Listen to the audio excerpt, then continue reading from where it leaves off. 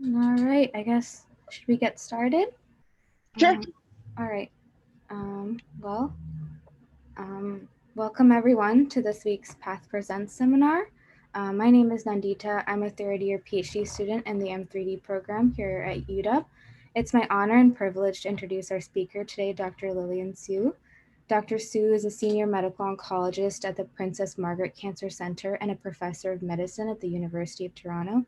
Dr. Siu completed her medical training at the University of Toronto and further completed fellowships at the Princess Margaret Cancer Center and the University of Texas Science Center, San Antonio.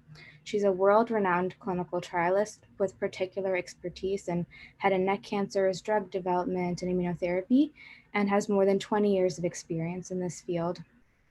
Dr. Siu has received numerous awards not only for her research, but also for her commitment to teaching and mentorship, including the 2020 International Women Who Conquer Cancer Mentorship Award. Today, Dr. Siu will be talking to us about translational research to identify predictive biomarkers for immunotherapy. And so without further ado, I'd like to welcome Dr. Lillian Siu. Thank you, Nandita, and hello, everybody. It's great to speak to you all virtually. It would be even better if I can go all the way there, but as we all know, we cannot travel, can't even cross the border, so it's a different time. So I don't know the format, so I suggested to Nandita maybe we can be more interactive because I found it very difficult to speak on a Zoom call for an hour to a computer, and I'm sure you find it difficult to listen to someone for an hour from a computer. So my talk is actually somewhat modular. There are several aspects of translational research that I wanted to cover. So those may be good times to pause, and if there are questions, I'd be happy to take it as we go. It may break up the mundaneness of a 1 hour talk that way. Just my financial disclosures. As you heard, I'm a clinical trialist. I focus mainly on early phase clinical trials of new compounds. And I do treat head and neck cancer as well as other cancers because of the phase 1 research program. I wanted to cover 3 big areas. They're not all related to head and neck. I think the laboratories that I'm speaking to has a head and neck nasopharyngeal cancer focus, but I think there will be some extension to other disease sites in my talk as well. I wanted to focus on mainly number 1, microbiome. We're doing a lot of work on the gut microbiome, and specifically in head and neck cancer, as well as trying to understand how to interrogate and intervene with the microbiome. And then the second part is mainly on a investigator-initiated study looking at a combination of a anti-angiogenic tyrosine kinase inhibitor, sitravatinib, and immunotherapy nivolumab in head and neck cancer. And then the third one is something that we have been doing quite a bit of work on in our institution with circulating DNA, as well as methylated DNA, and just sort of where we have seen some interesting data and where we hope to move that data to the next chapter. So I thought these were sort of good areas where we can pause after each one and then move to the next one. I know, Nandita, you are monitoring the chat, so if there's any hot hands, just let me know and I'll pause anytime. Okay, so I think the overall vision for us in our group really is to understand biomarkers, especially predictive biomarkers, to select patients who are most likely going to respond or resist treatment. We have a huge interest in immunotherapy like everybody else in the world. So we've been focusing quite a bit of work in that area, and the various sections I mentioned earlier really are trying to look at non-invasive monitoring of patients to identify predictive signatures. So first is the microbiome story. We've been, like others, very much interested in the various papers that have come out in science over the last few years, where studies have shown that when you put in the stool from patients who are responding to immunotherapy versus those who did not, you can actually reverse the resistance in mice that are actually germ-free and have been treated with immunotherapy. So we find it is quite interesting, and we and others have also been collecting a lot of stool samples in our group to understand better how best to use that as a predictive biomarker. So one of the first study we started is in head and neck cancer.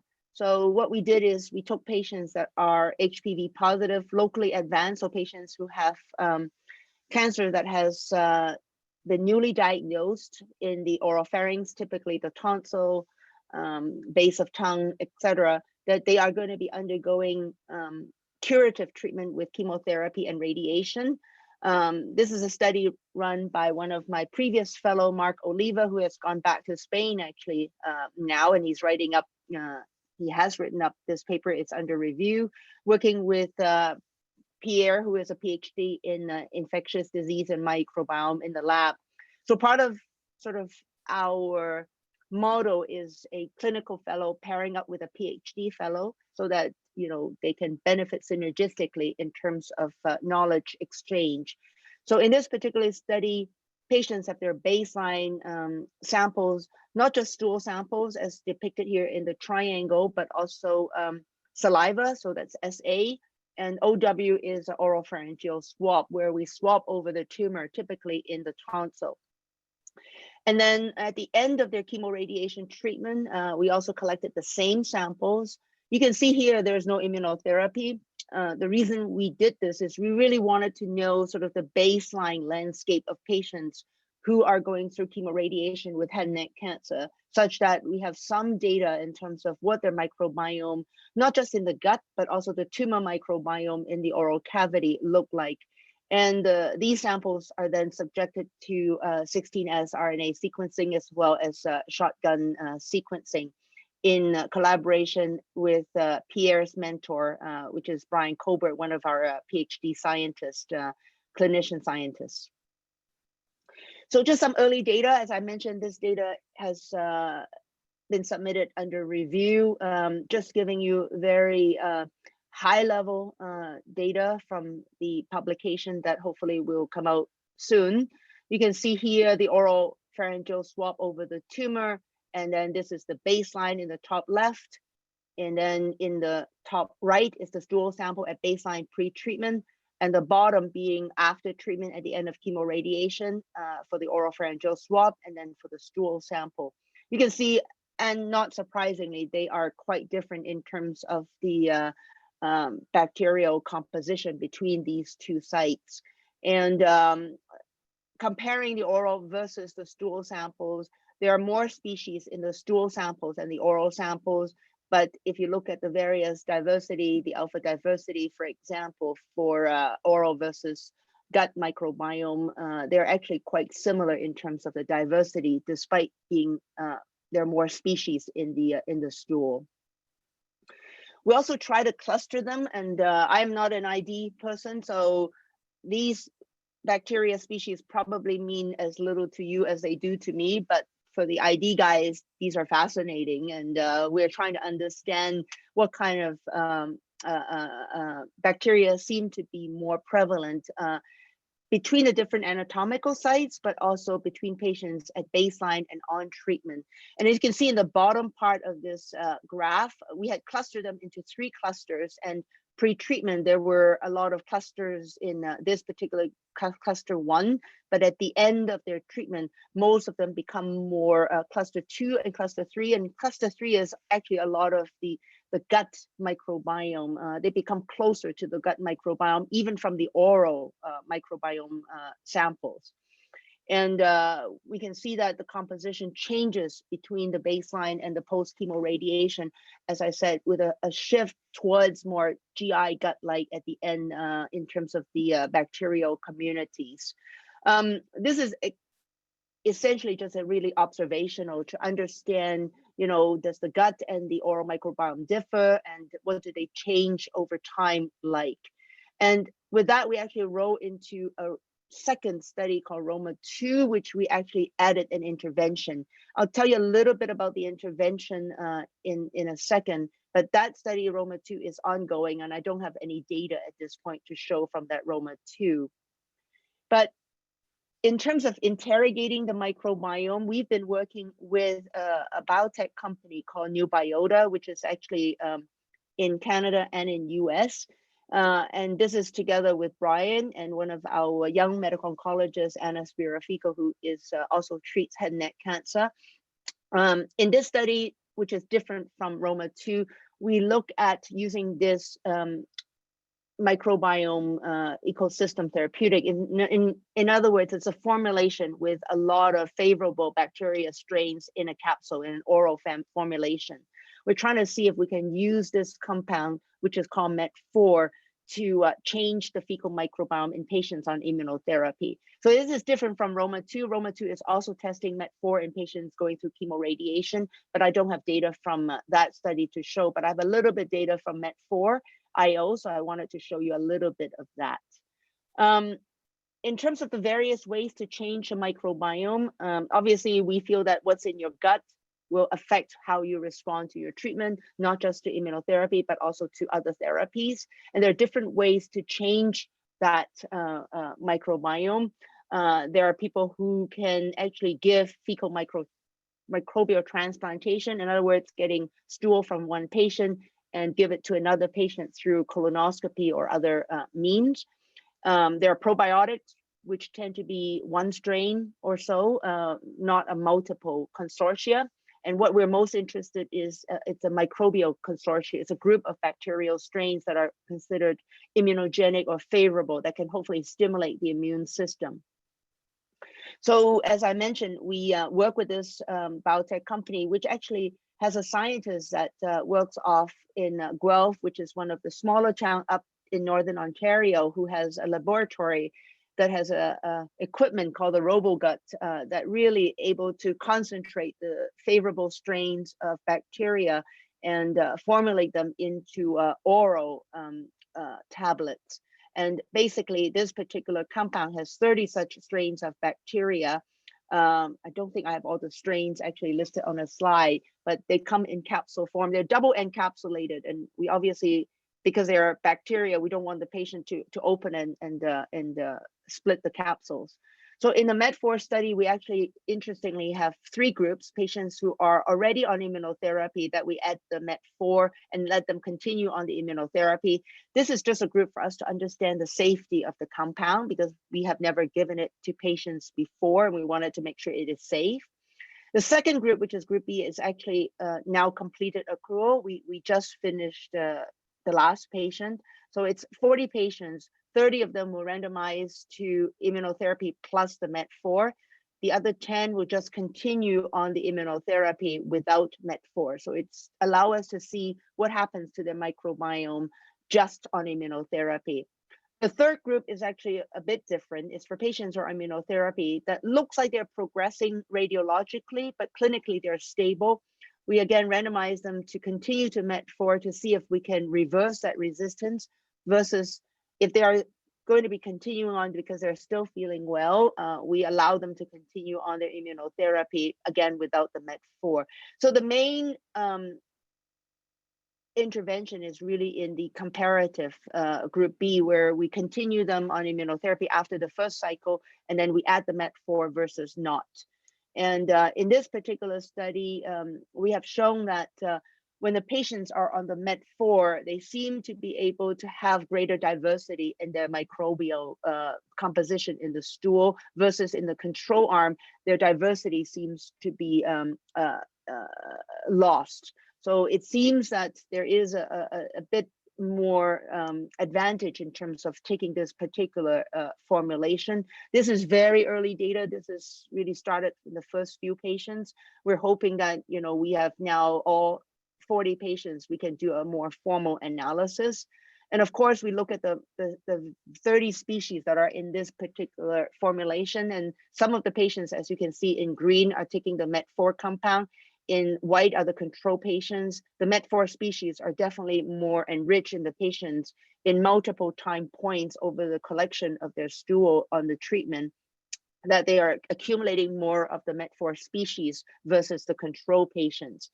Obviously, the most interesting aspect is whether are we actually changing their immune system. We're actually having an effect of their immunity.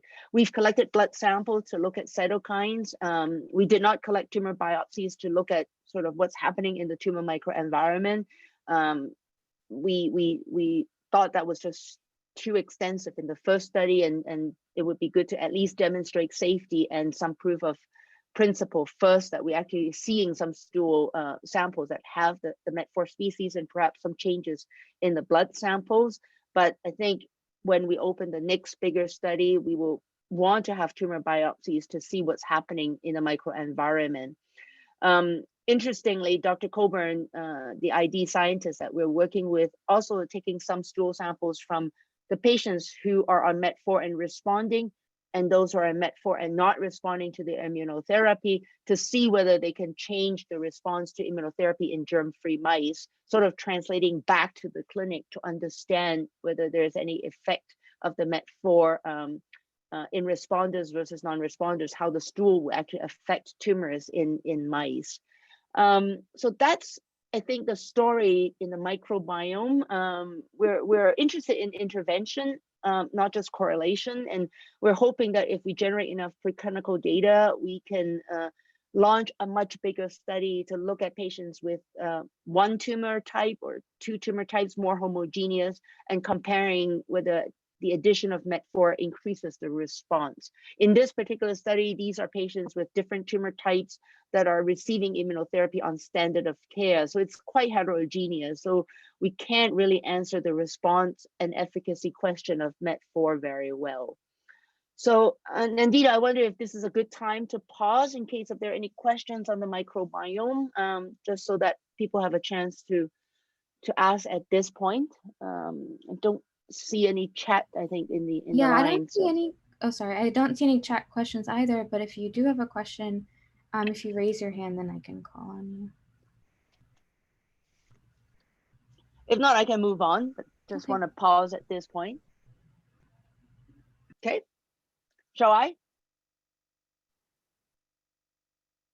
I don't see any raised hands, so I suppose I can move on. That's okay, I'll move on. So the second project is a little bit different. It is a head and neck study again. So we, again, working with Mark, who you met earlier in the microbiome story, and Daniel, who is a fellow that worked with us from Brazil. He has gone back to Brazil now after his fellowship. And we worked with two compounds. One, as I said, is a anti-angiogenic inhibitor, multi-kinase inhibitor. One is an anti-PD-1 antibody, is an immunotherapy. And these are in patients with head and neck cancer. They're going through waiting for surgery for their oral cavity cancer. So it could be tongue, it could be buccal mucosa, etc. These are called window of opportunity studies because it's done in the window before their surgery. So the reason we picked this particular anti-angiogenic inhibitor, sitravatinib, in this investigator-initiated study is that there are some preclinical data to suggest this is not just a simple anti-angiogenic. It actually has some immune effects that it can reverse the macrophage M1, M2 ratio to sort of increase the population of M1 and decrease the M2, which is the less favorable macrophages. In addition, it may also have the ability to decrease the myeloid suppressive cells. So sort of all the immunosuppressive factors in the tumor microenvironment. And we were attracted by this particular property of sitravatinib, not just its anti-angiogenic effect. So it also inhibits the tyroaxyl MER pathway. So it's a TAM inhibitor in addition to being a VEGF-R2 inhibitor.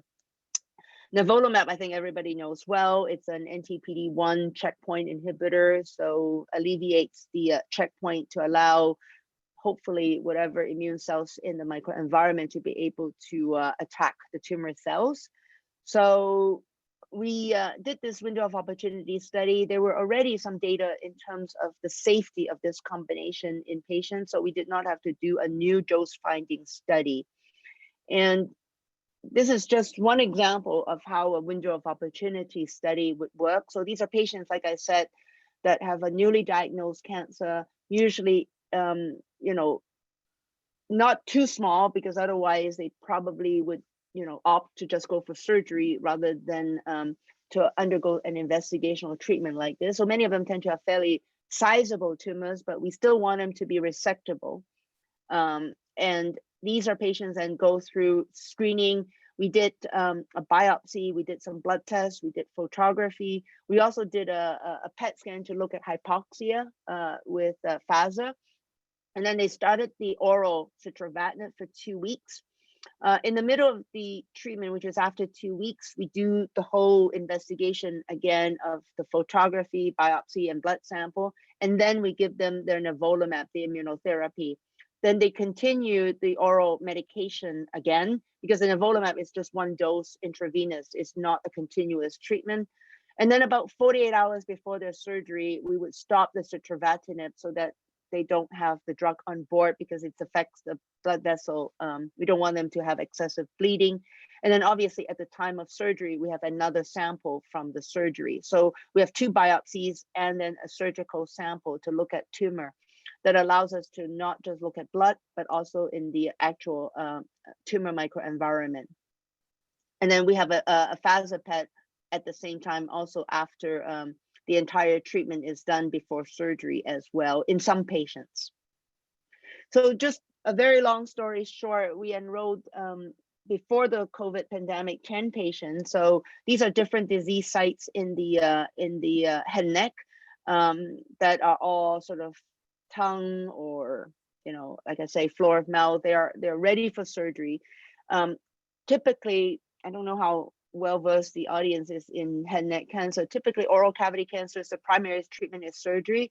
Other head and neck sites like oropharynx, tonsils, larynx, and hypopharynx, we often do chemoradiation or radiation for organ sparing. But the surgery is actually the main modality for oral cavity cancers. So these patients are all staged clinically first by CT scans or MRI scans. As you can see, many of them are like T4, T3, so bulky primary. Many of them have neck nodes as well, hence the end stage. None of them are metastatic, so they're all M0s, no metastatic sites. And then after the combination, we would have the surgical sample to look at the pathological stage. It's obviously hard to compare clinical to pathological stage, but based on our assessment, all 10 patients actually tolerated the treatment very well. And in fact, a couple of patients, especially I would say the first 2, had a quite dramatic response even after just those 3 weeks of citravatinib and 1 dose of nivolumab. In fact, our first patient had a complete pathological response. That got us really excited because, with a very bulky tumor, and I'll show some pictures later on, at the end of the surgery, we didn't see anything at the operating room. 9 out of the 10 patients had what we consider downstaging from the clinical stage to the pathological stage. And we also did a lot of the correlative studies, obviously, based on our pre-planned analysis. All the patients did have radiation afterwards. That's the standard of care. We even if we didn't see any tumor, we planned radiation from the beginning. We would still radiate them. In fact, after the first patient, we had to tattoo the tumor because we were worried that if we see a complete response in all the patients, how are we going to radiate without knowing where the tumor was? So the surgeon had to go in there and tattoo where the tumor was at the beginning so that they can, not just do surgery, but also have the radiation afterwards. None of them actually required chemotherapy. Usually chemotherapy is given if we see high-risk features, like at the time of the surgery, if the margin that they cut showed tumor extending to the margin, or if the lymph nodes that are removed showed what we call extranodal extension. But we didn't see any of those 2 high-risk features in any of these patients. So all of them only had radiation, but no adjuvant chemotherapy with the radiation. So we're very happy with these clinical results, even though that wasn't the aim of this window of opportunity study. It was really a biomarker study more than it is a clinical efficacy evaluation. So you can see in patient 1 here, you can see the tumor quite obviously at the screening. Even after 15 days, just after the citravatinib, we couldn't really see much in terms of the tumor. And then at the time of surgery, this was the patient with a complete response. And you can see the FASA PET showed the hypoxia, and that was improved pre-surgery. Same with the second patient. The only tumor that we can see at the time of surgery was just a little bit of tumor in the bone. That's what made it a T4A, even though I would say this patient was a near complete response. So we're very happy with these kind of clinical results. And as I mentioned, we did a lot of biomarker studies. We partner with a group called Genomics to do multiplex IHC. At that time, we weren't able to do multiplex immunohistochemistry in our institution, and together with the sponsoring company, we sent it to Genomics and looked at the various biomarkers. Of course, we were most interested to look at the M2, M1. So the red arrows were the M1 and the yellow arrows were the M2 macrophages. And you can see pre and post, we were seeing more M1 compared to M2. And likewise, we also look at the MDSC, and we did see also decrease in the MDSC population. These are very small number of patients, so I can't really make a big story out of it, but we are currently looking at some single cell sequencing. We're also looking at some circulating DNA to see whether that decreased over the course of the pre-operative treatment, and in addition to other correlative studies. So I think this study tells us that really we are able to do this. These window of opportunity studies typically are not easy because you have to have the surgeons buy in and the patients buy in, because essentially you do not want to delay a curative treatment. There's always a concern that immunotherapy can sometimes cause what we call hyperprogression, that the cancer actually becomes much worse faster, and you might, prevent them from having a curative operation if suddenly after those treatment the cancer becomes unresectable. Thankfully, we did not see that, and we have now this repository of tumors that allow us to do a lot of the biomarker analysis, some of which I have shown you in the previous slides. I think this is also another pause, Nandita, so I just quickly pause to make sure everybody is okay with me going on or not. Yeah, if anyone has a question, I think you can. I don't Okay, see I'll any. move on. I'll take questions at the end if there are any. Sure. I had a question, but if you want to Sure. take questions at the end, I was just curious when the radiation happened. Was it prior to any of the immunotherapy or somewhere in the middle? No, it's we did all these treatments before, Okay. and then they have surgery, and then after surgery, it's only about 8 weeks later they have radiation. So it's way after. Okay. Yeah, that's why it's a window before the surgery, I where they're waiting for their operation, and we gave the drugs, and we're looking at the pharmacodynamic effect in the tumor and various biopsies that were collected during that time. So the radiation is sort of part of the standard of care after the trial is over. I see. Yeah. Thank you. But some studies actually continue on the immunotherapies or continue on the combination, and those are things that potentially could carry on. If we see such response, you probably want to continue if possible, but that wasn't built in part of the study. In fact, we were so impressed by this regimen that we are planning to take this regimen in patients who have sort of undergone definitive treatment with their cancer, but the cancer has come back, but still resectable. And we're trying to see if we can use this kind of regimen to downstage it to the point that they could be salvageable. So that's something that we're planning to see if we can implement a study in a much bigger group of patients to look at, the pretty impressive activity of this combination. And the reason I think this is an interesting combination is we think that Nat cancer has a very immunosuppressive environment. There's a lot of myeloid cells like MDSCs, macrophages. And I think the uniqueness of this combination, I hope, is that the citravatinib actually adds to the nivolumab, not just additively, but synergistically, because it's not just any anti-angiogenic. It has some interesting effect on the myeloid components, like what I have mentioned. Is there a reason you chose this particular cancer type for this regimen? Yeah, I mean, window of opportunity studies are not easy to do because, first of all, you want somewhere where you can access the tumor easily. So, to biopsy let's say a lung cancer is not as easy because you have to go into the deep lung several times. So, people in our institution do have some window of opportunities in lung cancer as well. Head neck cancer is easy just because we can see and access the tumor very easily.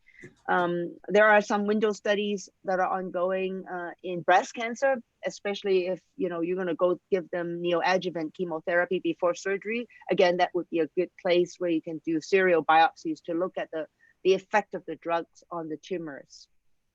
So it's somewhat an easy tumor to do window study because of the access of the samples. Nice. And we wanted to test this combination because we know the preclinical data showing that it's a good combination and matching to the fact that, as mentioned, head neck cancer is very immunosuppressive based on these myeloid cells. Thank you. So I'll move on to sort of the third part of the talk. Really, this is a paper a study we just recently published. The interval study progress was published in JITC, but the more interesting Nature Cancer paper came out recently on the ctDNA, the circulating tumor DNA, and I'm going to highlight a little bit of that. So the INSPIRE study was a study we launched about 2016, and it was at the time when there was a lot of interest on immunotherapy, and in this case, pembrolizumab, which is similar to nivolumab, is an anti-PD-1 antibody. Again, it's an immune checkpoint inhibitor. And what we did is we enrolled 106 patients, different tumor types, as you can see listed here. And patients essentially go through the treatment every 3 weeks. We did a biopsy pre-treatment. We did a biopsy at around cycle 2, cycle 3. Initially it was cycle 3, but we moved later on to cycle 2 so that we have an earlier time point. And then if they have disease progression and they agree, we would do a third biopsy. But very few patients had a third biopsy because when they progress, many patients don't want to undergo another tumor biopsy. But we also collecting blood samples for circulating biomarkers, and we looked at their CT images, of course. And all the patients' tumors undergo exome and RNA sequencing, immunohistochemistry, and etc. Not all the correlative studies have been completed. Some of them are still undergoing completion. Now that we finished accrual almost 3 years ago, the study recruited over about a year. What I wanted to show is mainly the circulating tumor DNA data. We partner with a company, Nectera, which you may or may not be aware of. It's an interesting ctDNA assay.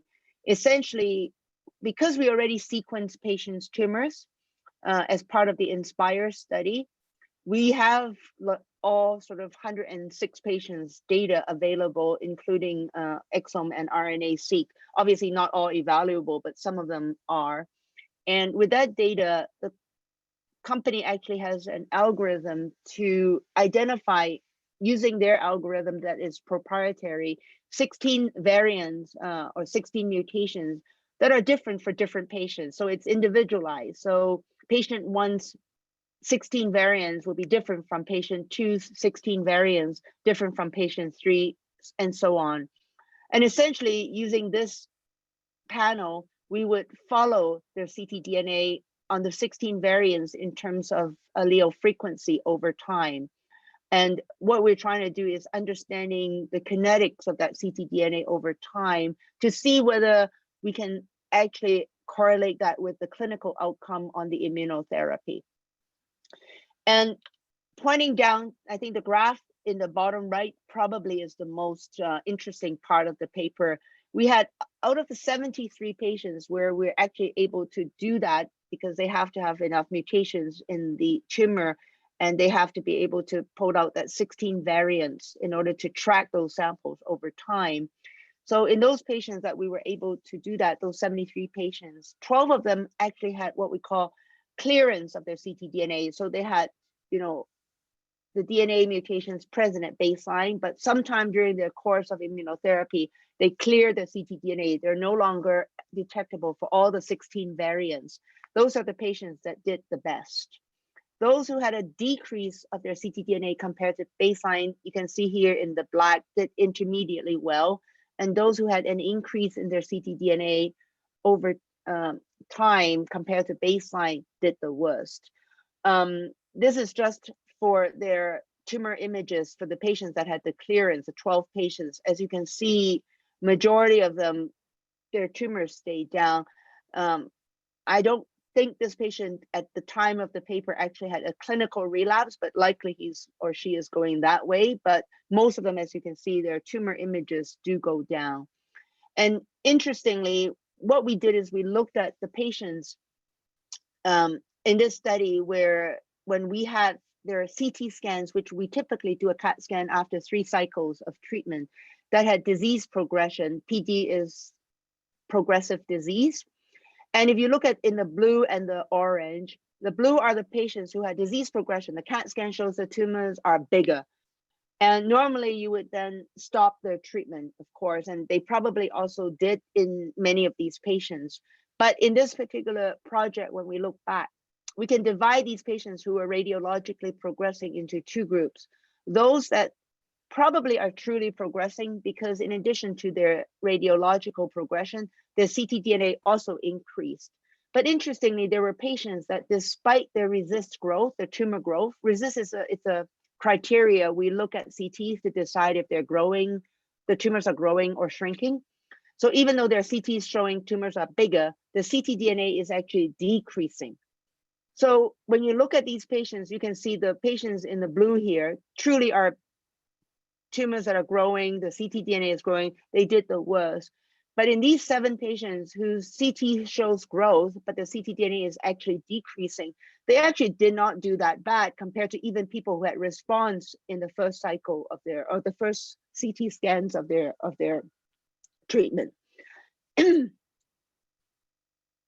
Excuse me. So we think that this is going to be a very interesting additional analysis. Perhaps the way you put it is almost like doing a molecular CT, that in addition to a radiological CT, we have another way to differentiate who's truly progressing and who is actually perhaps what we call pseudo-progressing, that they look like they're progressing, but in fact, their tumor may be responding. That's something that we do see sometimes in immunotherapy, that the cancers can look bigger before they get smaller. Not frequently, but it does happen. And often is because we think there's tumor infiltration by immune cells, such that you just cannot tell from a CAT scan if the tumor is growing or there is sort of infiltration by these tumor infiltrating lymphocytes. So with this work, this is the work by Scott Bratman, who is a clinician scientist, Cindy Yang, who is a postdoc student in Trevor Pugh's lab. We think this is a very interesting area where we should pursue ctDNA. And we still have some ctDNA left.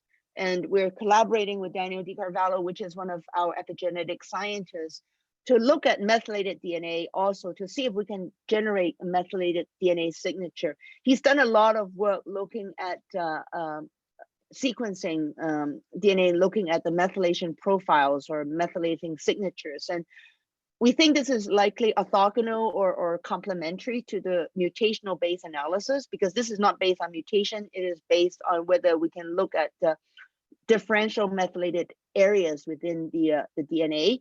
And we're hoping that with that, we actually have a complementary biomarker to select out the predictive group that have better response than just CT scans, for example. So working with a few current fellows, Enrique is a current fellow from Spain, Eric is a radiation oncologist, and with Scott, we're looking at, again, the same tumor set from INSPIRE, but we're going to look at the CT methylated DNA assay, not just the circulating DNA assay, which we already have analyzed, to see if we can add additional complementary value to look at the methylation profile. I have about maybe 10 minutes left. I'll just talk to you a bit about some of the new projects. So it won't be that long. because we have a lot of interest in this ctDNA, we are also thinking that it is a good thing to build that into a drug development pathway. Traditionally, when we develop drugs, we test it in patients who has very advanced cancers, lots of tumor, and obviously it's hard for any drugs to shrink these kinds of bulky, heterogeneous, resistant tumors. And typically, the later the drug becomes more interesting, then we move it to a more curable patient population. We're hoping that, with the current technologies, we still probably have to start with advanced cancers because we need to look at safety of the drug. But perhaps once we have some idea about safety, we can start looking at patients who have a lesser tumor burden rather than, going necessarily the traditional route. So to that end, what we've been very interested is to look at circulating DNA in patients who have what we call molecular or minimal residual disease. So these are patients who have a cancer that is, say, resected or treated with definitive chemotherapy or radiation, that you would stop there. You don't have any more treatment because you have given them everything you have, but you measure their ctDNA and they still have ctDNA present. And can we use that as a way to further increase the cure rate by trying to clear it, by trying to get rid of it? There are already studies like that out there. There's colon cancer studies where patients who are already after surgical resection, if they have ctDNA still detectable, they may be randomized to chemotherapy versus no chemotherapy if no chemotherapy is the standard of care. Or in the higher stage colon cancer, where they would normally get adjuvant chemotherapy, if they still have MRD, they can get a more intense chemotherapy as adjuvant versus the standard chemotherapy. Similarly, there's a breast cancer cohort like that. There's other trials ongoing. So with Scott and Enrique, who I've introduced to you earlier, we're trying to design a study like this in head and neck cancer, which again, I treat. So what we're trying to do is in patients who have had high risk head and neck cancer, both HPV positive and negative, after their definitive treatment, whatever that is, we would look at their ctDNA. If they're still detectable, so-called MRD positive, then we would randomize them to some sort of immunotherapy a combination versus observation, because this is the standard. Generally, we don't treat these patients with anything because they've had already their standard treatment. If those who do not have any more residual disease, then we would observe them again, which is standard of care. But by our calculation, to even just find 40 patients in this group with MRD, we probably have to screen about 140 patients from the beginning. And the assay we'll probably use is something similar to what I mentioned. It has to be likely individualized because you have to know what you're looking for in the MRD sample. So we likely need to make it something that is tumor informed. So we have to sequence the original tumor, identify the mutations in the tumor, and then look for them in the blood so we can track them over time. So this is actually, I think where the field may very well be going, because we're trying to cure more of these patients in the high risk group that still has residual DNA, that whatever we're giving them in the definitive setting is not working, that we can still actually add more and use the ctDNA as our endpoint. Obviously, we're going to follow them and see if they do better, but I think it's a very exciting way we can use this as what we call a surrogate endpoint to look for any interval success. I think I saw a question in the chat. I'll answer that at the end. Just to also say another new study that we're doing, again, with Anna Spirafico, you met earlier, and Sophia, who is one of our fellows from Italy.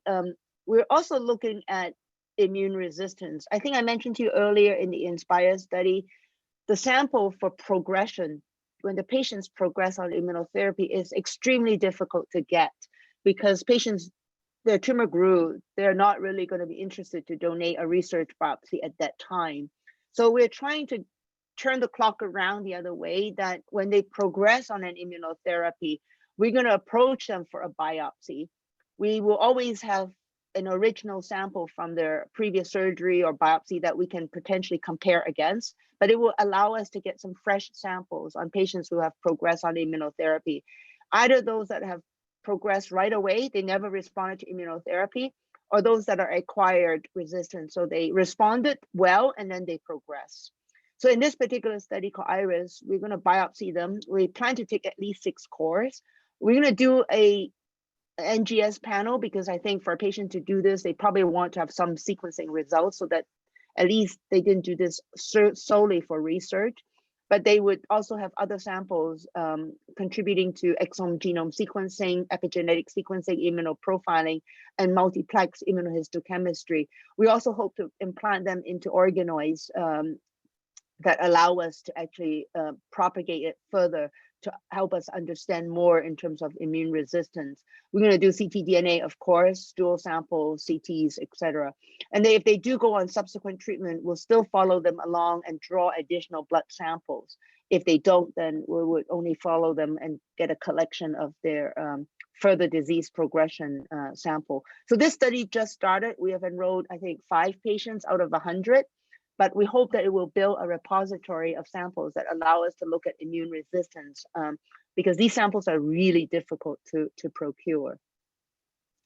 I'm going to end because I think we have a few minutes for questions. So I think just to say, I think the window of opportunity studies have been a good way for us to evaluate a lot of the biomarkers because of the accessibility of the tumors. We're very interested in multi-omic analysis because I think each unique omic is interesting, but putting them together with the help of our bioinformatician, maybe even more interesting to look at it multidimensionally.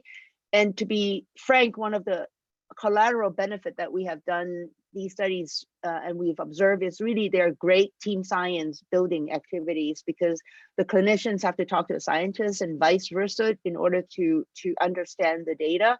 And a lot of our trainees from abroad have done that and be able to build team science as they go home to do their own drug development as well. So I want to end by thanking the various groups that I work with in drug development, cancer genomics, and tumor immunotherapy, all our funders. And of course, for you to listening to 45 minutes of Zoom on a Wednesday afternoon. So thank you. Thank you so much, Dr. Siu.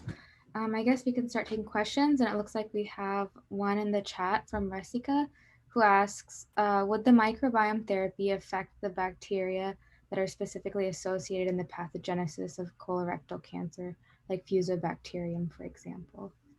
Yeah, thank you for that question. The literature is quite heterogeneous in terms of the microbiome data. If you look at different papers, there's a completely different set of bacteria from one paper that said these are good strains and these are bad strains. And you look at another group of microbiome data, the same thing, they're quite heterogeneous. So I think obviously there's some harmonization necessary. And I think there are a few groups, including ours as well, trying to reanalyze a lot of the published data to understand if there is, a better way to differentiate, the favorable versus the non-favorable strains. But to answer your question, I think that's the hypothesis that whatever is in the gut, certain strains are affecting our ability to respond to treatment, not just immunotherapy, but even standard chemotherapy or even radiation. That some strains are more likely to help us respond better and some strains don't. And the goal of our intervention with the MET4 compound, which is just one example, there are a lot of these interventions out there, including other microbial consortia, or even, as I said, fecal microbial transplantation, putting actual stool into into a recipient. It's trying to change that flora to see if that would change the way you would respond to the various treatment. So yes, that's the goal. But the data are quite heterogeneous, and it's not like you can look at an EGFR mutation, it's yes or no. Bacteria in the gut, I think, are a lot more complex than just that. And then Dr. Chen asks, for patients of any cancer type that developed resistance to immune checkpoint therapy, how much is known about the pre-existing versus treatment-induced genetic molecular alterations? Yeah, that's a great question. In fact, we've been trying to understand. We have a molecular profiling study in our institution, just like many institutions have, and we've been collecting, their tumor, and we've done some NGS panel testing, but a lot of it is we're trying to look at co-mutations to see what is there that may have explained their resistance to immunotherapy, not just their PD-L1 status by immunohistochemistry, but we also want to look at tumor mutational burden, what mutations are in the tumor that could have, explained the resistance, like STK11, for example, is one that has been suggested that they don't respond to immunotherapy. But what I find, and part of the reason we're doing the IRIS trial, is that there are so few patient samples out there that are truly at the time of progression, that there's no interval therapy, that you actually analyze it right after they either come off on immunotherapy after a spectacular response and then progress, or people that never really responded, to understand how much is actually, there. And to answer your question, how much is it because it was affected by the previous treatment? I don't have the answer to that. We're going to be analyzing that in our study to see what other prior treatments they have. Unfortunately, we don't have, a lot of multiple samples and fully analyzed to see how those kinds of immunotherapy response changes and how the genomic landscape changes to compare each other. But at least I think for this particular study, we hope to collect it at the time of immunotherapy resistance and compare back to the archive sample to see if we can find any signatures, not just genomics, but also, gene expression, immunoprofiling, etc. It looks like Evan has a question. Hello, hi. Thanks so much for the really nice talk. I just had a question about just about all the circulating tumor DNA studies you've done. I was just curious, when you've done all this like IHC analysis of the tumors kind of at the same time points, are there major trends in terms of, I know that the tumor burden is going to be a major correlate, but do you also see differences that are reflected in sort of the microenvironment characteristics or different types of histologies that give rise to more or less circulating tumor DNA that can be detected? Yeah, we haven't, for the INSPIRE study, we haven't done all the baseline immunohistochemistry yet. We saved the core for that reason. But what we are also hoping to do is to look at some single cell RNA sequencing as well with the samples. The ctDNA, we have not really correlated that much yet with the tumor. We probably should in the INSPIRE study. But because there are so many different tumor types in INSPIRE, I think it's going to be very difficult. It's going to be very heterogeneous because, we have like 20 head and neck, 20 breast, 20, and then cohort E, which is a little bit of everything. So I think it'll be difficult for us to say for this tumor type, this is what's in the blood and this correlates with this particular genetic profile in the tumor. We would be underpowered. Makes sense. I also saw on that one that you're doing TCR sequencing. This is obviously an interest for us. I'm curious sort of what the idea there was, or if you have anything cool coming out of that yet. Yeah, Trevor Pugh is doing that. I have not seen any data yet, so I'm hoping I will see something interesting as well. But obviously we want to see, in the tumor especially, because we have some fresh tumors, the clonality of the TCR is something going to be very interesting for us. And we find that what's in the blood, for example, for immunoprofiling, and what's in the tumor microenvironment is not quite the same. So I think we really wanted to see what's happening in the tumor in terms of the TCR clones and TCR repertoire. All right, cool, thanks. Yeah, thank you. I don't see any other hands raised, but I have a question. I was wondering how comparable circulating tumor DNA is with HPV circulating DNA, and if you think that the levels of those would have similar effects, or like would be as similarly predictive of immune response. Yeah, that's a great question. In fact, if I go back to this study that we are planning, you can see that we want to measure ctDNA, and we are hoping to also work with a company to add HPV viral sequences into their panel so that when we measure it, we don't have to do two different assays. We can just do one assay that looks at mutational based ctDNA and also HPV DNA sequences.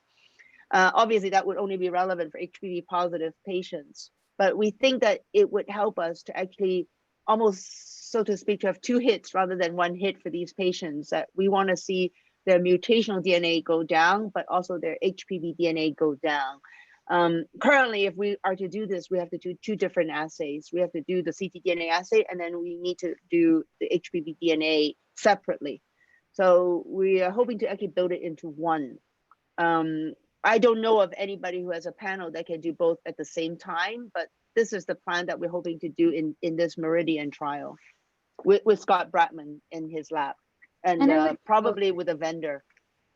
Is it just levels of HPV DNA, or you're not looking for any mutations within those, right? Or... No, just it would be the sort of molecules per mil kind of thing. Yeah. Yeah. In the ctDNA, we will look at mutations because that's the tumor DNA. Yeah. Yeah. And for head and neck squamous cell carcinoma, does HPV DNA generally correlate with like general response, not just for immune therapy? Or I don't know if anybody has done with immunotherapy. I think there might be a paper that has looked at that, but we do have a cohort of patients that has been on immunotherapy. We have collected the sample, so we can do that.